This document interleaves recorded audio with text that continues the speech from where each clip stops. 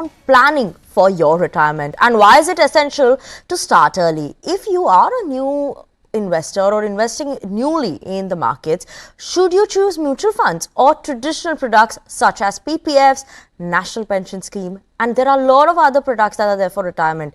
But what should you be picking up? What would give you one of the best returns, handsome retirement corpus that you're looking for, and a lot more on that. This is what we're going to be discussing today with our guest, Mrin Agarwal, financial educator and director at FinSafe India, joining in with us. Mrin, good afternoon. Thank you so much for joining in with us. While retirement age is surely in the 60s, but you have to start early. Let's start by just talking about the main advantages that are there for choosing a mutual fund for retirement over something that your traditional schemes are there, like a PPF, EPF, NPS. What is it as a better option? Good afternoon, Vinny, and it's lovely to be here today. And yes, mutual funds do have a lot of benefits because one, they don't have much of a lock-in. And of course, there are a lot of funds where there's no lock-in at all. And the other thing is the flexibility. So when you look at instruments like PPF, for example, there is a 15-year lock-in. Of course, the returns are limited because it's a guaranteed return. When you look at instruments like NPS, also, they're logged in till the age of 60. So, if you're planning to retire early, and I think most people do intend to retire by 45, 50 these days. So then, a product that's logged in till the age of 60 may not really work for you. And of course, the fact remains that mutual funds do have much, much more flexibility as compared to instruments like NPS. Because again, when you look at the NPS, it's pretty large cap oriented. So for an investor who may not want to be completely large cap oriented, who may want to take additional risk given the time frame to retirement, I think mutual funds would be a much better choice. Okay, thanks for highlighting this risk. And given that, like you're mentioning, all of us want to retire early. If need be, I would want to retire at 35 also if I had the corpus, but that's clearly not there right now. But how do I determine if, mutual funds are suitable for my retirement goals? Everyone will have different goals or different amounts that they want to save. And what is the risk profile on the basis? How do I manage both these things choosing mutual funds? So of course, everything depends upon what is the time to the goal. So what is the time to the retirement, right? And of course, if the retirement is going to be in the next few years, then you cannot do equity funds, right? Then you'll have to basically stick on with debt funds. But certainly, if your holding period is more than 7 years, so which means that you're going to retire anytime after 7 years, certainly you can start looking at equity mutual funds. And of course, within that, you would want to look at funds based on your own risk profile. So, if you want to, the sort of allocations that you would do between, let's say, large cap, mid cap, would be, of course, dependent upon your own risk profile. Okay. Mrin, like you're mentioning, right, depending on how many years you have till your retirement or your goal of the retirement corpus, what should one be picking up in types of mutual funds, right? You mentioned debt for a certain type of fund. There is hybrid, there is equity, there is retirement specific funds as well. So for different stages of retirement planning, could you help us how they should be going? If I have more than 10 years, what I should be doing? And if I have 5 years, like you were saying, short term debt is better. But highlight us in terms of the years that I have till my retirement and how I should be planning that.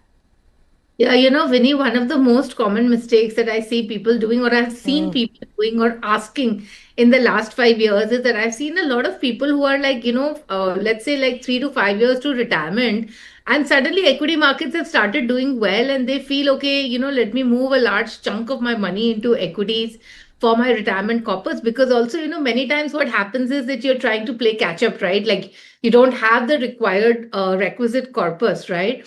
So I think, very importantly, like with every goal, you must always remember that equities are meant for the long term. And only if you have 7 to 10 years and above remaining for retirement, should you actually look at equity funds. Clearly, if your period is less than 5 years, then it has to be debt funds. Again, 3 to 5 years sort of a period, it has to be a short duration debt fund. For all of those who think that, we can actually put money in equities, earn a great return in the next 3 to 5 years, and build our corpus, I think that strategy is like really fraught with risk. And if their retirement, for example, was in March, then they would have seen the effect of that strategy, right? So very clearly, greater than 7 to 10 years, it has to be equities. 5 to 7 years, they can look at balance funds, and anything less than 5 years clearly has to be debt funds. Okay. Mren, I'm going to ask you two questions, two-part question. One is, how important is age, that you start investing in terms of your retirement planning? And also, for someone who's in their 30s, you want to invest, make money for now also, you want to save for retirement also. What should one be doing, right? How much should go into maybe my retirement side of fund? How much should go into my other mutual fund portfolios? What is the division? How do you actually manage that? So, of course, starting early always helps because then you have time on your side. You're letting that money compound. Basically, you're giving time for that compounding to happen. So, certainly, somebody who's going to start early, first of all, for the same amount of corpus required, first of all, that person can invest a lower amount of money, right? As compared to, let's say you start at 25, and you can invest a smaller amount, but because you have longer time for it to compound, it'll still grow to a much larger amount versus you start after 20 years.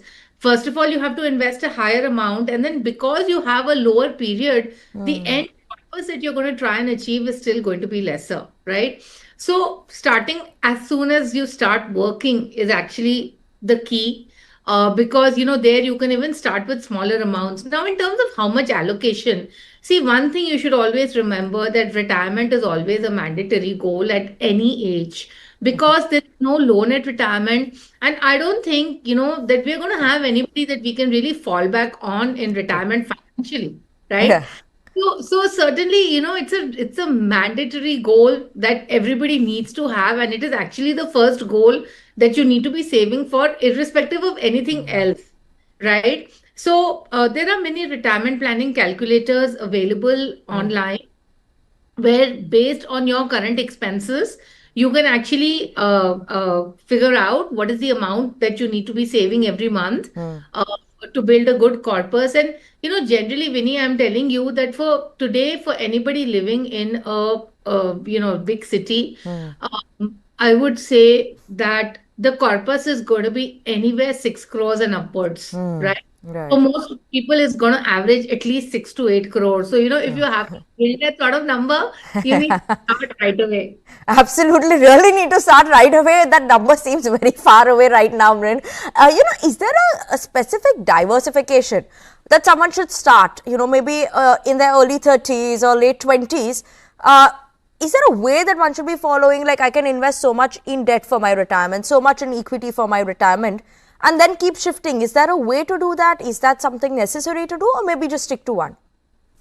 I think you should just do 100% equity, because Okay. again, given that gap, the corpus requirement is huge, and the amount that one can invest is, limited, given the fact that you have to run your regular expenses and you need money for other goals. So given that, the only other option is to look at taking a higher amount of risk and hoping that over a period of time, the compounding effect will actually come in. So I would actually say that certainly if you're in your 30s and you're investing for retirement, just in any case for the salaried people, the EPF provides the debt component. Yeah. I would say that whatever else you're investing should be 100% equity, and it should be aggressive equity. So look at mid cap, small cap, for example. Absolutely. So that's interesting there. Mrin, I just want to, confirm even in terms of, is there a minimum investment requirement that comes in, or it's like normal mutual funds, even for retirement mutual funds that you would follow? Also, taxation point of view, is there a difference if I'm, buying a mutual fund when it matures during my retirement? What is the taxation there? And PPF, EPF, NPS, if I would go to, what is the taxation for both these point of views? So the minimum is going to be like any other mutual fund. Now, the taxation is also going to be like any other mutual fund based upon which fund you choose, of Yeah. course, right? Whether it's a debt fund or it's a balance fund or it's an equity fund. PPF, of course, is tax free. When you look at EPF, EPF is also, of course, tax free. But when you look at the National Pension Scheme, the 60% that you get at the age of 60 as a lump sum is tax free, but the 40% that you annuitize, the annuity or the pension that you get is actually fully taxable. As far as equity funds are concerned, so for example, if you decided to go in for an equity fund, the same taxation is going to apply, which is after 1.25 lakhs, the tax is going to be 12.5% after 1 year, basically. So it's going to be the same taxation if it's an equity fund. Okay. Thanks for clarifying in terms of the taxation point of view as well, because everyone's worried about what money I'm going to pay out of this, if I start redeeming. So thanks for that. But on that note, we're going to slip into a very short break. So do stay on with us, and viewers, do stay on with us, because we still have a lot to discuss in terms of what sort of funds also you all should be selecting, and a lot more on this after the break. Welcome back to MF Corner on CNBC TV 18. We are discussing how you all should be planning your retirement, your goal, your corpus with mutual funds for your retirement. Mrin Agarwal is still with us to discuss all of that. Mrin, how is a retirement specific mutual fund different from regular equity funds or hybrid funds? What should I be picking up, right? And does that matter at different age groups? You have to pick up different sorts of funds. Should I just go for retirement fund? Also, does the return vary in terms of both these situations? So I would, so what's a retirement mutual fund? So these are specific solution oriented funds that exist from mutual funds. And basically, there's a lock in of 5 years or retirement, whichever is earlier, right? Now, these funds, they have different types of schemes that are available even within the retirement funds. So you've got equity funds, you've got some funds which are managed like balanced funds as well, right? And, I think these funds work really well for people who want to say that, okay, I'm investing for my retirement in this one specific product, which I will not touch because it's a retirement fund, right? But you know what? You can invest in any equity fund, you can invest in any balance fund. And when I actually look at the returns, right, I do see like just at a category level, and of course, I do want to say this that at a category level, sometimes, the returns can look a little different because you're doing an average of equity schemes as well as balance scheme. But again, when you look at the returns, I somehow find that, the regular equity funds, the regular regressive hybrid funds are just good enough without you really having to get into a specific retirement category, right? But if you feel, okay, there's this specific fund, it's like this mental accounting, right? So if there is a specific fund that I want to allocate specifically only for retirement, then of course, you could look at the retirement category. But I have seen that the general categories have a better outperformance, and I think it's because the retirement category of the retirement mutual fund or the solution oriented mutual fund is more conservatively managed.